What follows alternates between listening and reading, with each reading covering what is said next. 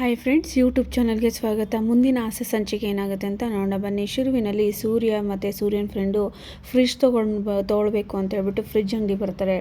50% of ಇರೋದು ನೋಡಿ ತುಂಬ ಖುಷಿಯಾಗಿ, ಏನೋ ಸೂರ್ಯ ಇಷ್ಟೊಂದು ಕಡಿಮೆ ರೇಟಲ್ಲಿ ಕೊಡ್ತವ್ರೆ ಅಂದಾಗ ಸೂರ್ಯನು ಕೂಡ ಹೌದು ಕಣೋ, ಏನೋ ಇದು ಸೆಕೆಂಡ್ ಏನೋ ಅಂದಾಗ ಗೊತ್ತಿಲ್ಲ ಕಣೋ, ಬಾ ನೋಡೋಣ ಅಂತ ಹೇಳಿ ಒಳಗಡೆ ನೋಡಿದಾಗ ಎಲ್ಲ ಕೂಡ ಜನಗಳು ತೊಗೊಂಡು ಹೋಗ್ತಾ ಇರ್ತಾರೆ.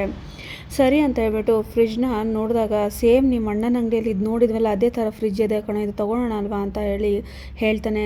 ಅದೇ ಟೈಮಲ್ಲಿ ಅವರು ಅಂಗಡಿಯವ್ರು ಬಂದ್ಬಿಟ್ಟು, ಹ್ಞೂ ಸರ್ ಒಳ್ಳೆ ಫ್ರಿಡ್ಜು ನೀವು ಆರಿಸಿರೋದು ತೊಗೊಳ್ಳಿ ಅಂತ ಹೇಳಿದಾಗ ಸರಿ ಅಂತ ಹೇಳಿ ಇನ್ನೇನು ದುಡ್ಡು ಕೊಟ್ಟು ತೊಗೋಬೇಕು ಅನ್ನುವಾಗ ಪೊಲೀಸವ್ರು ಬಂದು ಅರೆಸ್ಟ್ ಮಾಡ್ತಾರೆ.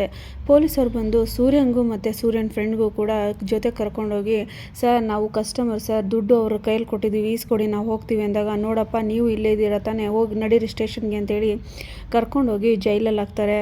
ಎಲ್ಲರೂ ಕೂಡ ಎಷ್ಟೇ ಹೇಳಿದರು, ಸೂರ್ಯ ಮತ್ತು ಸೂರ್ಯನ ಫ್ರೆಂಡ್ ಎಷ್ಟೇ ಹೇಳಿದ್ರು ಕೂಡ, ಸರ್ ನಾವು ಕಸ್ಟಮರು ಸರ್ ಅಂತ ಹೇಳಿದ್ರು ಕೂಡ ಮಾತು ಕೇಳದೆ ಇಬ್ರಿಗೂ ಕರ್ಕೊಂಡೋಗಿ ಜೈಲಲ್ಲಿ ಹಾಕ್ತಾರೆ.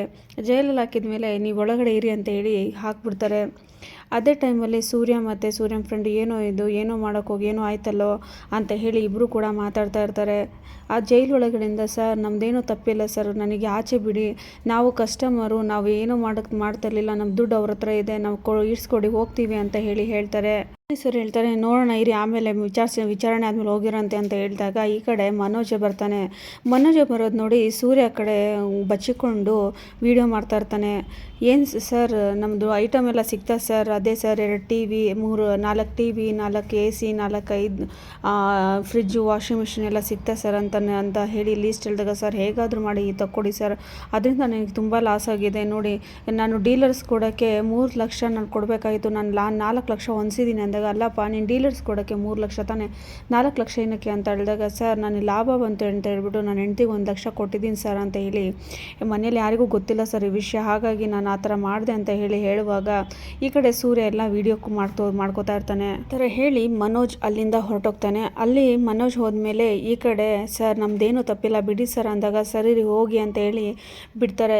ಅಲ್ಲಿಂದ ಬಂದು ಮನೆಗೆ ಬರ್ತಾನೆ ಸೂರ್ಯ. ಮನೆಗೆ ಬಂದಮೇಲೆ ಎಲ್ಲರಿಗೂ ಕೂಡ ಕರೀತಾನೆ.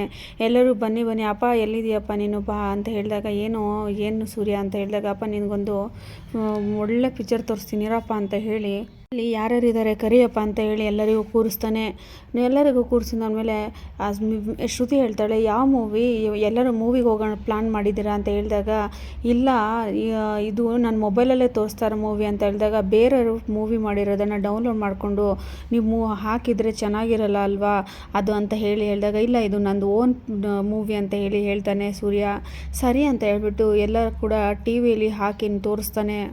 ಟಿ ವಿಯಲ್ಲಿ ಅವನು ಹಾಕಿ ತೋರಿಸಿದಾಗ ಅಲ್ಲಿ ಮನೋಜ್ ಮಾತಾಡಿರೋದನ್ನು ಕೇಳಿಸ್ಕೊಂಡು ಅವ್ರು ರಂಗನಾಥ್ ಅವರು ತುಂಬ ಕೋಪ ಮಾಡ್ಕೋತಾ ಇರ್ತಾರೆ. ಈ ಕಡೆ ಶಾಂತಿಗೆ ತುಂಬಾ ಭಯ ಆಗ್ತಾ ಇರುತ್ತೆ.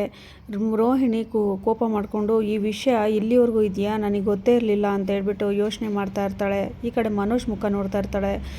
ಶಾಂತಿಗೆ ಮತ್ತು ಮನೋಜ್ಗೆ ಇಬ್ಬರಿಗೂ ಕೂಡ ಚಳಿ ಜ್ವರ ಬಂದಂಗೆ ಆಗಿರುತ್ತೆ. ಇಬ್ಬರು ಒಬ್ರಿಗೊಬ್ರು ಮುಖ ನೋಡ್ಕೋತಾ ಇರ್ತಾರೆ.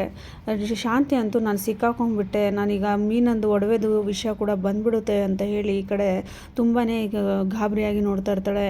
ಮನೋಜ್ ಹಂಗೆ ರಂಗನಾಥ್ ಅವರು, ಏನೋ ಮನೋಜ ಯಾಕೋ ಹಿಂಗೆ ಮಾಡಿದೆ ನೀನು, ಯಾವಾಗ ನೋಡಿದ್ರು ಇದೇ ಮಾಡ್ತಾ ಇರ್ತೀಯ ನೀನು, ಒಂದು ಬಿಸ್ನೆಸ್ ಅಂತ ಮಾಡಿದ್ರು ಕೂಡ ಈ ಥರ ಮಾಡ್ತೀಯಲ್ಲ ನೀನು, ಕೆಲಸಬಾರ್ದವನೇ ಅಂತ ಹೇಳಿ ಬೈತಾ ಇರ್ತಾರೆ. ರಂಗನಾಥ್ ಅವರು ಬೈಯೋದನ್ನು, ಅಪ್ಪ ಏನಾಯಿತು ಕೇಳಪ್ಪ, ಅದು ಒಡವೆನೂ ಏನಾಯಿತು ಕೇಳು ಅಂದಾಗ, ನಾನು ಒಡವೆನೂ ಇಟ್ಟಿಲ್ಲ ಅಂತ ಹೇಳ್ತಾನೆ. ಕರೆಕ್ಟಾಗಿ ಬೊಗಳ್ತೀಯ ಇಲ್ವಾ ಅಂತ ಹೇಳಿ ಸೂರ್ಯ ಹೊಡಿಯೋಕ್ಕಂತ ಹೋದಾಗ ಈ ಕಡೆ ರೋಹಿಣಿ ತುಂಬಾ ಕೋಪ ಮಾಡ್ಕೊಂಡು ನಿಂತಿರ್ತಾಳೆ.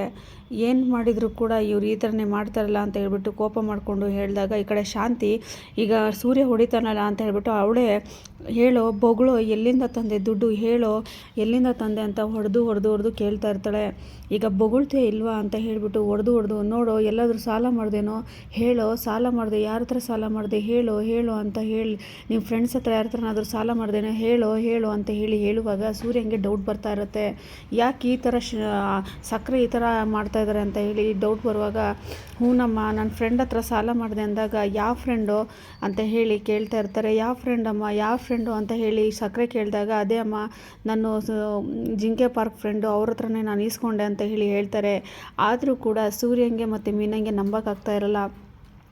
ಈ ಕಡೆ ಯಾಕೆ ಈ ಥರ ಈ ಸಾಲ 4 ಲಕ್ಷ ಯಾರು ಕೊಡ್ತಾರೆ ಅಂತ ಹೇಳಿ ಈ ಕಡೆ ನೋಡುವಾಗ ಶಾಂತಿ ಹೊಡೆದುನೇ ಈ ಕಡೆ ನಾನೆಲ್ಲಿ ಸಿಕ್ಕಾಕೊಂಡ್ಬಿಡ್ತೀನೋ ಅಂತ ಹೇಳ್ಬಿಟ್ಟು ಈ ಕಡೆ ಮನೋಜ್ಗೆ ಹೊಡೆದೇ ಬಾ ಹೇಳ್ತಾಳೆ.